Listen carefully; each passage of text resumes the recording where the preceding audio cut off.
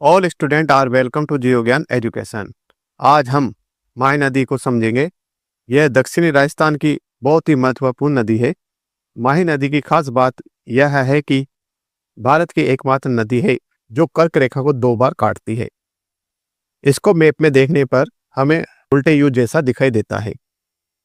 इस पूरी क्लास में हम जानेंगे कि माही नदी कहाँ से निकलती है, कैसे बहती है, किन किन जिलों को पानी देती है, कौन कौन सी इसकी सहायक नदियां हैं और इसके किनारे कौन कौन से धार्मिक व सांस्कृतिक स्थल हैं। तो सबसे पहले यह समझ लें कि माही नदी कहाँ से निकलती है। तो माही नदी का जन्म विंध्याचल पर्वत की पहाड़ियों से होता है। विशेष रूप से यह अमेरू पहाड़ियों के पास मेहंद झील से निकलती है। यह इलाका मध्य प्रदेश के धार जिले में जो स्थान है मिंडा ग्राम, वहां स्थित है। माही का उद्गम मध्य प्रदेश विंध्याचल की पहाड़ियों यहीं से एक छोटी सी धारा के रूप में होता है। आगे जाकर यह नदी बड़ी बन जाती है। माही नदी की कुल लंबाई 576 किलोमीटर है। यह 3 राज्यों में होकर बहती है। पहला है मध्य प्रदेश, जहां से इसका उद्गम होता है। दूसरा है राजस्थान और तीसरा है गुजरात। राजस्थान में इसकी लंबाई लगभग 171 किलोमीटर है। मध्य प्रदेश से निकलकर यह राजस्थान में कांटूग्राम, बांसवाड़ा व डूंगरपुर के इलाकों में प्रवेश करती है। फिर गुजरात की तरफ आगे बढ़ जाती है और अंत में खंबात की खाड़ी में गिर जाती है। माही नदी को अलग अलग क्षेत्रों में अलग अलग नामों से जाना जाता है। इसका एक नाम है वागड़ की गंगा, क्योंकि बांसवाड़ा और डूंगरपुर में यह लोगों की जीवन रेखा है, इसलिए इसे वागड़ की गंगा कहा जाता है।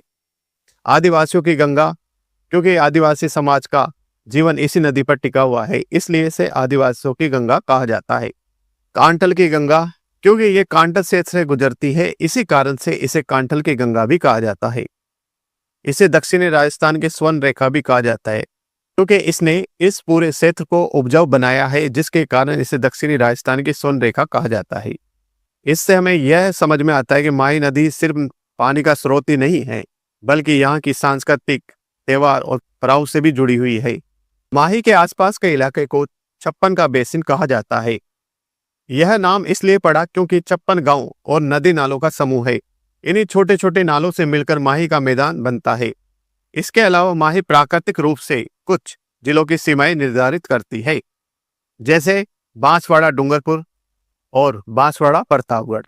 ये सवाल एग्जाम में कई बार पूछा गया है कि कौन सी नदी बांसवाड़ा डूंगरपुर या बांसवाड़ा प्रतापगढ़ की सीमा निर्धारित करती है, तो वो है माही नदी। अब हम बात करते हैं माही में मिलने वाली नदियों के बारे में। माही अकेली नहीं बहती, इसके रास्ते में कई नदियां आकर इसमें मिलती है और इसको और अधिक बड़ा बनाती है। दाएं तट से मिलने वाली सहायक नदियां, जिसमें सोम, जाखम, मोरेन, इरू। बाएं तट से मिलने वाली सहायक नदियां, जिसमें चाप और अनास है। इन सहायक नदियों के आने से माही का जल बढ़ता है और आगे जाकर बड़े बांध और सिंचाई परियोजना में उपयोग होता है। विशेषकर सोम और जाखम ये बहुत ही महत्वपूर्ण सहायक नदियां मानी जाती है। अब हम सहायक नदियों को और अधिक साफ तौर से समझेंगे। किसी भी नदी का असली दम उसकी सहायक नदियों में होता है। इन्हीं छोटी छोटी नदियों से नदी का प्रवाह तेज होता है, उसका जल संचयन बढ़ता है और वो बड़े क्षेत्रों को सींचती है। माही में दाएं तट से आकर मिलने वाली नदियां हैं सोम, जाखम, मोरेन और इरू, और बाएं तट से आकर मिलने वाली नदी है चाप और अनास। अब आगे की स्लाइड में हम इन नदियों को विस्तार से जानेंगे। अब हम सबसे पहले बात करते हैं माही के दाएं तट की सहायक नदियों के बारे में। इनमें सबसे महत्वपूर्ण नदी है सोम नदी। सोम नदी का जो उद्गम है उदयपुर की पहाड़ियों से होता है। इन पहाड़ियों को बीछामेड़ी हिल्स के नाम से जाना जाता है। सोम नदी का उद्गम पहाड़ी क्षेत्र से होने के कारण इसमें पानी की मात्रा तेज रहती है। अब हम जाखम नदी के बारे में जानते हैं। यह भी माही की प्रमुख सहायक नदी है और आगे जाकर बड़े बांधों में अहम भूमिका निभाती है। मोरेन नदी यह डूंगरपुर की पहाड़ियों से निकलकर माही से जुड़ती है। मोरेन नदी का उद्गम बारिश और पहाड़ी ढलानों पर निर्भर करता है। इरू नदी यह भी माही के दाएं हिस्से से जाकर उसमें मिलती है। इन नदियों की खास बात यह है कि ये सभी राजस्थान के दक्षिणी हिस्से की पहाड़ियों से आती है, जिससे माही के तेज प्रवाह में काफी योगदान देती है। हम बात करते हैं माही के बाएं तट की नदियों के बारे में। ये संख्या में भले ही कम है, लेकिन महत्व में बड़ी है। पहली चाप नदी, यह बांसवाड़ा के पास कालीन जरा पहाड़ियों से निकलती है। इसका प्रवाह बहुत तेज नहीं होता, लेकिन पूरे साल भर स्थिर प्रवाह होता है, इसलिए माही के लिए उपयोगी है। सेकंड है अनास नदी। यह अम्बेर हिल्स मध्य प्रदेश से निकलती है और बांसवाड़ा क्षेत्र से होते हुए माही में मिल जाती है। यह नदी बांसवाड़ा के लिए बहुत ही महत्वपूर्ण है, क्योंकि इसके किनारे खेती और गांवों की बड़ी आबादी बसती है। अनास नदी की एक और सहायक नदी है हरन नदी। तो हमें समझ में आता है कि माही नदी के दाएं और बाएं जो सहायक नदियां हैं, दाएं तट वाली पहाड़ी और तेज प्रवाह वाली नदियां हैं, जबकि बाएं तट की नदियां अपेक्षाकृत समतल जमीन से आती हैं। अब हम माही नदी की सबसे महत्वपूर्ण सहायक नदी के बारे में पढ़ते हैं, जिसका नाम है सोम। सोम नदी का उद्गम उदयपुर की बीछामेड़ी हिल्स बबलवाड़ा के जंगलों से होता है। यह इलाका घने जंगलों से भरा हुआ है। सोम नदी की कुछ खास बातें। इसके किनारे कई धार्मिक और सांस्कृतिक स्थल हैं। इस पर दो प्रमुख सिंचाई परियोजना बनी हुई है। पहली है सोम कागदर परियोजना, दूसरी है सोम कमला अंबा परियोजना, जो डूंगरपुर में स्थित है। डूंगरपुर में सोम नदी के तट पर देव सोमनाथ मंदिर स्थित है और सोम नदी आगे जाकर माही में मिलती है और उसके प्रवाह को काफी बढ़ा देती है। अब हम जान लेते हैं जाखम नदी के बारे में। जाखम नदी माही के दाएं तट से सबसे महत्वपूर्ण और बड़ी सहायक नदी है। जाखम नदी यह प्रतापगढ़ में भंवर माता हिल्स छोटी सादरी से निकलती है। जाखम नदी प्रतापगढ़ सालुम्बर डूंगरपुर से प्रवाहित होती हुई बिलूरा नामक स्थान पर सोम नदी से मिल जाती है। जाखम नदी पर जाखम बांध बना हुआ है, जिसकी ऊंचाई 81 मीटर है, जो राजस्थान का सबसे ऊंचा बांध है, जिसका निर्माण कार्य 1962 से स्टार्ट हुआ था और 1967 में कंप्लीट हुआ था। जाखम बांध प्रतापगढ़ जिले में है। इस बांध से बड़ी मात्रा में सिंचाई और पीने का पानी उपलब्ध कराया जाता है। जाखम बांध की वजह से ही इस क्षेत्र में धान, गेहूं और मक्का जैसी फसलें बेहतरीन तरीके से होती है।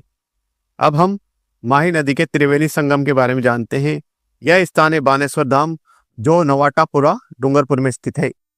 यहाँ 3 नदियों का संगम होता है, सोम, जाखम, माही, इसलिए इसे त्रिवेणी संगम कहा जाता है। दक्षिणी राजस्थान के लोग इस स्थान को बहुत ही पवित्र मानते हैं, क्योंकि यहाँ पर बड़ी संख्या में लोग स्नान करने और पूजा करने आते हैं। धार्मिक दृष्टि से यह इलाका माही नदी का सबसे अधिक मनोरम और शांत क्षेत्र है। अब हम बात करते हैं आदिवासियों के कुंभ। दक्षिणी राजस्थान के सबसे बड़े आध्यात्मिक और सांस्कृतिक स्थान बानेश्वर धाम की इसे आदिवासियों का कुंभ कहा जाता है। हर साल यहाँ माघ पूर्णिमा पर विशाल मेला लगता है। इस जगह की खास बात, यह स्थान सोम जाखम माही नदी के संगम पर स्थित है। यहाँ संत माऊजी महाराज का मंदिर है, जिसे आदिवासी समाज भगवान का रूप मानते हैं। माघ महीने में यहाँ लाखों श्रद्धालु स्नान करने आते हैं। यह दक्षिणी राजस्थान के आदिवासी समुदाय का सबसे बड़ा धार्मिक केंद्र है। बानेश्वर धाम सिर्फ धार्मिक जगह नहीं, यह आदिवासी सांस्कृतिक लोक नृत्य, हस्तशिल्प परंपराओं का संगम भी है। इस धाम पर खंडित शिवलिंग की पूजा की जाती है। अब हम माही परियोजना की बात करते हैं। यह एक बहुत बड़ी और बहुत महत्वपूर्ण परियोजना है, क्योंकि इसे राजस्थान और गुजरात दोनों मिलकर चलाते हैं। गुजरात का हिस्सा इसमें 55% है और राजस्थान का हिस्सा इसमें 45% है। मतलब दोनों राज्यों ने मिलकर यह तय किया है कि माही के पानी का उपयोग कैसे होगा, कहाँ सिंचाई होगी, कहाँ बिजली बनेगी और किन जिलों में पीने के पानी की सप्लाई की जाएगी। इस परियोजना ने दक्षिणी राजस्थान और उत्तरी गुजरात दोनों जगहों में खेती और विकास को नई रफ्तार दी है। अब हम आते हैं माही नदी पर बने 3 सबसे बड़े बांधों पर। तीनों बांध बहुत खास हैं, क्योंकि इन्हीं से बिजली, पानी और सिंचाई का बड़ा हिस्सा मिलता है। पहला है माही बजाज सागर बांध, जो बांसवाड़ा में स्थित है। यह राजस्थान का सबसे लंबा बांध है, जो लगभग 3109 मीटर लंबा है। यह बोरखेड़ा बांसवाड़ा जिले में स्थित है। यह बांध 140 मेगावाट बिजली पैदा करता है, जिसका उपयोग समस्त राजस्थान के आदिवासी क्षेत्र में होता है। यह दक्षिणी राजस्थान की जीवन रेखा माना जाता है। दूसरा है कागदी पिकअप बांध। यह बांसवाड़ा में स्थित है। इसका मुख्य काम माही के पानी की मात्रा को नियंत्रित करना और खेतों तक पानी पहुंचाना है। इसका सिंचाई परियोजना में बहुत ही महत्वपूर्ण योगदान है। सुजलाम सुफलाम परियोजना क्रांति का संबंध भी इसी बांध से है, जो माही नदी की साफ सफाई के लिए चलाया गया था। अगला है कडाना बांध। यह गुजरात के पंचमहल या महिसागर जिले में बना हुआ है। यह बांध गुजरात की बिजली परियोजना के लिए बहुत ही महत्वपूर्ण है। राजस्थान को भी इसमें अप्रत्यक्ष रूप से लाभ मिलता है क्योंकि नदी का प्रवाह स्थिर रहता है। अब हम चलते हैं माही के किनारे बसे एक अनोखे स्थान की तरफ। इसका नाम है गलियाकोट। यह डूंगरपुर जिले में स्थित है और अपनी धार्मिक और कलात्मक दोनों रूपों के लिए प्रसिद्ध है। यहाँ की दो बड़ी खासियत है। पहला है रमकड़ा खिलौना। यहाँ लकड़ी और प्लास्टर से बने रंगीन खिलौने बहुत ही प्रसिद्ध है। यहाँ से खिलौने राजस्थान में और राजस्थान से बाहर भी भेजे जाते हैं। इन्हीं खिलौनों को रमकड़ा खिलौनों के नाम से जाना जाता है।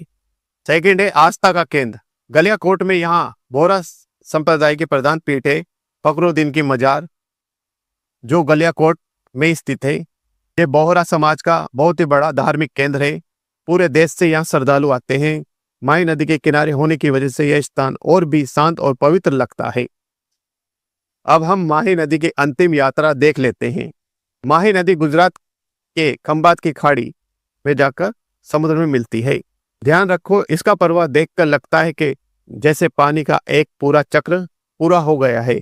पहाड़ों से निकलकर राजस्थान के मैदानी क्षेत्रों को सींचकर धार्मिक स्थानों और जनजातीय इलाकों को जीवन देकर अंत में ये समुद्र में समा जाती है। इस तरह माही नदी केवल एक भौगोलिक इकाई नहीं, ये खेती, धर्म, बिजली और लोक जीवन सबको अपने साथ जोड़कर अंतिम गंतव्य तक पहुंचती है। तो इस वीडियो में इतना ही। अगर आपको ये वीडियो पसंद आए तो इसे लाइक करें, शेयर करें और मेरे चैनल को सब्सक्राइब करें। मिलते हैं नए टॉपिक के साथ अगले वीडियो में। धन्यवाद।